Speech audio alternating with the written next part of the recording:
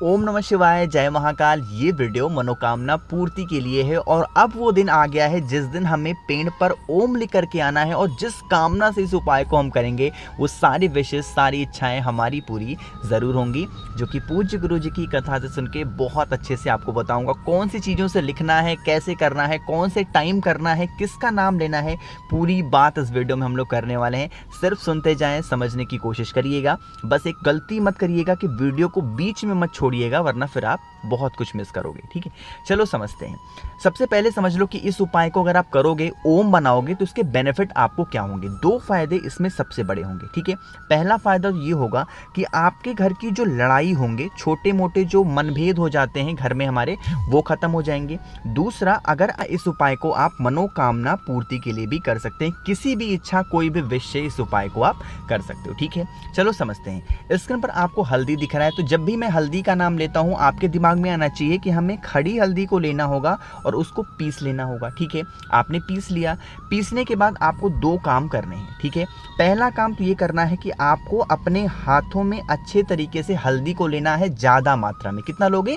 ज़्यादा मात्रा में। ज़्यादा मात्रा में लेकर के चले जाओगे कहाँ पे? पीपल पेड़ के नीचे, किसी भी बुधवार के दिन। कब? किसी भी बुधवार के दिन पीपल पेड़ के नीचे जाना और पीपल पेड़ की छाल के ऊपर उस हल्दी को अच्छे तरीके से लगाओगे। कितना लगाओगे? अच्छे तरीके से लगाओगे। नियम तो ये है कि हमें अच्छे तरीके से रगड़ना चाहिए, अच्छे तरीके से अपने हाथों की छाप की हल्दी पीपल पेड़ पे लगानी चाहिए। जब आप लगाएंगे तो वहां पे पिपलेश्वर महादेव का ध्यान करेंगे। किसका ध्यान? पिपलेश्वर महादेव का ध्यान करेंगे। लगाने के बाद आपने जो हल्दी मली है पेड़ पे, उसी को आपको एक ओम का रूप दे देना है अपनी 3 उंगलियों से। जिस उंगलियों से हम लोग त्रिपुंड बनाते हैं, उसी हल्दी को आपको क्या करना है?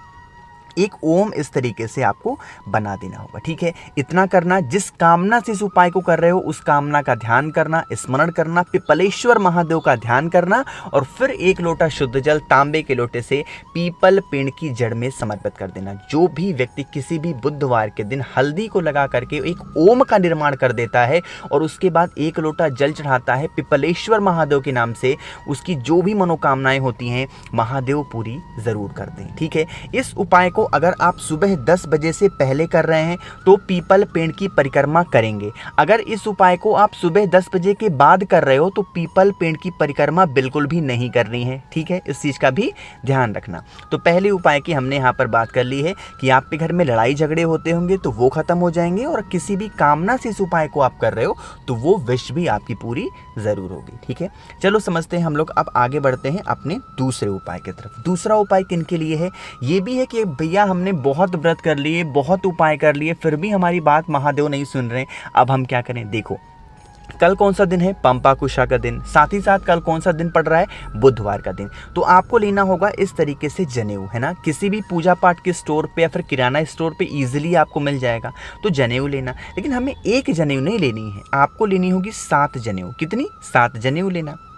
और उसके बाद इस 7 जनेऊ को एक हल्दी लेना, मतलब एक हल्दी, मतलब हल्दी का आप ऐसे पेस्ट लेना और इसको अच्छे तरीके से जनेऊ को 7 की 7 जनेऊ को क्या करोगे? पीला कर लोगे। हमें लेना है पीला जनेऊ, तो कैसे करोगे? या तो पीले चंदन से कर लेना या फिर हल्दी से कर लेना। ठीक है, कर लिया 7 जनेऊ को। इसको लेकर के महादेव के मंदिर में नहीं जाना है, हमें जाना होगा बजरंग बली के मंदिर में, यानी कि भगवान हनुमान के मंदिर में। वहां पे जाना और बालाजी का स्मरण करोगे। किसका स्मरण करोगे? बालाजी का स्मरण करना और एक एक करके जनेऊ को भगवान बजरंग बली के पास में आपको समर्पित कर देना है। जब आप समर्पित करेंगे तो बालाजी का ध्यान करेंगे, साथ ही साथ अपनी मनोकामना, अपने विशेष, जिस भी वजह से परेशान हो, उस कामना का ध्यान करते हुए समर्पित कर देना। ठीक है, करके देखिएगा, बजरंग बली आप सभी की सारी मनोकामनाओं को पूरा करेंगे और बालाजी आप सबकी रक्षा जरूर करेंगे। यह उपाय पूज्य गुरु जी की कथा के नहीं है, यह उपाय पूज्य गुरु जी की जो बुक है उनकी पंचतत्व, उस बुक से लिए गए हैं। ठीक है, तो आप भरोसे के साथ, विश्वास के साथ इस उपाय को कर सकते हैं। देखो, कम से कम मैं वीडियो बनाता हूं तो मैं आपको ये बता तो देता हूं कि मैंने ये उपाय लाया कहां से। बुक से लाया, किताब से लाया, गुरु जी की कथा से सुनी है। यहाँ तो लोग बनाते हैं इलायची जलवा दे रहे हैं, सिक्के जलवा दे रहे हैं, आप लोग उनसे कुछ पूछते नहीं और हम एक उपाय बता दें तो नीचे पूरा कॉमेंट भर जाता है, भैया कहाँ से बता दिया, कहाँ से बता दिया, है ना। भरोसा रखो, कभी गलत नहीं बताया आज तक, तो आगे भी गलत नहीं बताऊँगा। ठीक है, चलो, तो यहाँ पे 2 उपाय की बात कर ली है, आगे बढ़ते हैं इस वीडियो में हम लोग अपने तीसरे उपाय की तरफ। लेकिन अब एक काम कर दो, और वो है वीडियो को लाइक करना है, और जिसने अभी तक चैनल सब्सक्राइब नहीं किया तो जल्दी से चैनल को सब्सक्राइब करेंगे, है ना। चलो समझते हैं इस उपाय को। अब सबसे पहले समझ लो कि इस उपाय को करने से आपको बेनिफिट क्या होगा, फ़ायदा क्या होगा। पहला फ़ायदा तो आपको होगा कि अगर आप पे घर में धन संपदा की कमी नहीं है तो वो पूरी हो जाएगी। दूसरा जो सबसे बड़ा फ़ायदा है, कोई भी इंसान आप पे घर का गुस्सा करता है, क्रोध करता है, या फिर किसी भी तरीके का नशा करता है, चाहे वो शराब हो, सिगरेट हो, गांजा, जुआ, जिस भी तरीके का नशा करता है, तो वो तो ख़त्म होगा ही होगा। ठीक है, देखो अब हम लोग क्या करते हैं, जब भी हम महादेव के मंदिर में जाते हैं हम बेलपत्र को लेके ज़रूर जाते हैं, है ना। तो इस उपाय में भी हमें बेलपत्र तो लेके जाना है, लेकिन एक नियम से लेके जाना है। कितनी बेलपत्र लोगे, 5 बेलपत्र, ठीक है, 5 बेलपत्र। और उसकी जो ठूट होगी ना, वो तोड़नी नहीं है। इस उपाय में क्या करोगे, तोड़नी नहीं है, ऐसे के ऐसे ठूट के साथ महादेव के शिवलिंग के पास लेकर के जाना। साथ ही साथ एक तांबे का लोटा भी अपने घर से ले लेना, जिसमें जल भी भर लेना, है ना। उसको लेके पहुंच जाना महादेव के शिवलिंग के पास में। मैंने आपसे कहा कि आपको बेलपत्र की ठूट को तोड़नी नहीं है, बोला ना आपसे मैंने। तो आपको महादेव के शिवलिंग के पास जब आप पहुंच जाओ 5 बेलपत्र लेके, तो उसकी जो ठूट होती है ना पीछे की, ये इतना पोर्शन आप तोड़ लेना, ठीक है। 5 बेलपत्र की तोड़ना, और जो बेलपत्र की ठूट होगी ना, वो आपको माता अशोक सुंदरी के स्थान पे एक एक करके श्री शिवाय नमस्तुभ्यम का ध्यान करते हुए आपको रख देना है। कितनी, एक एक करके रख देना। रखने के बाद आपके पास में 5 बेलपत्र भी होंगी, है ना। जिसकी ठूट तोड़ोगे वो बेलपत्र तो बची होगी, तो उस बेलपत्र को महादेव के शिवलिंग के ऊपर एक एक करके रखते जाएंगे, श्री शिवाय नमस्तुभ्यम का ध्यान करते जाएंगे। जिसकी डंडी हो जाएगी माता अशोक सुंदरी की तरफ, और जो पत्ती का मुख होगा वो हो जाएगा आपकी तरफ, क्योंकि फेस आपका कौन सी दिशा में है, उत्तर दिशा, यानी कि नॉर्थ डायरेक्शन। ठीक है, समझ में आई बात मेरी इतनी, तो इतना करिएगा। और उसके बाद 1 लोटा शुद्ध जल तांबे के लोटे से उसी बेलपत्र के ऊपर समर्पित करेंगे कुंदकेश्वर महादेव के नाम से। किसके नाम से, कुंदकेश्वर महादेव के नाम से। जब जल चढ़ाओगे ना, जल बहता हुआ इन्हीं ठूट से होता हुआ नीचे गिरेगा। अब हमें यहाँ से ठूट उठानी नहीं है। जब आप जल को चढ़ाओगे, थोड़ा नियम समझना इस उपाय की, जब आप जल चढ़ाओगे तो जो जल से बहता हुआ जितनी भी ठूट नीचे जमीन पे गिर जाए, चाहे 1 गिरे, 2 गिरे, 3 गिरे, 4 गिरे, या फिर 5 गिर जाए, जितनी नीचे गिरेगी वही ठूट को आप उठाना, और उसको लेके कहाँ पे जाओगे, आप अपने घर पे। ठीक है, घर पे पहुंचना। जो भी व्यक्ति नशा करता है बहुत ज़्यादा, मतलब आपको ऊपर गुस्सा बहुत करता है, चिल्लाता बहुत है, उस ठूट को किसी भी चीज़ में पीस लेना, और किसी भी चीज़ में मिला करके, या फिर वैसे ही अगर वो इंसान खाना चाहे तो उसको खिला देना। उसका जो क्रोध होगा, जो गुस्सा होगा, जो गलत संगति होगी, गलत आदतें होंगी, वो सारी की सारी खत्म हो जाएंगी। ठीक है, करके देखिएगा, इफेक्टिव उपाय है, प्यारा उपाय है, इससे अच्छा उपाय आपका नहीं हो सकता, है ना। चलो, तो यहाँ पर हम सभी लोगों ने 3 उपाय की बात की है। एक और बहुत ही इजी से उपाय की बात करते हैं, और यह उपाय होगी आपकी मनोकामना, आपके विशेष को पूरा करने के लिए। ठीक है, कौन सा है समझो।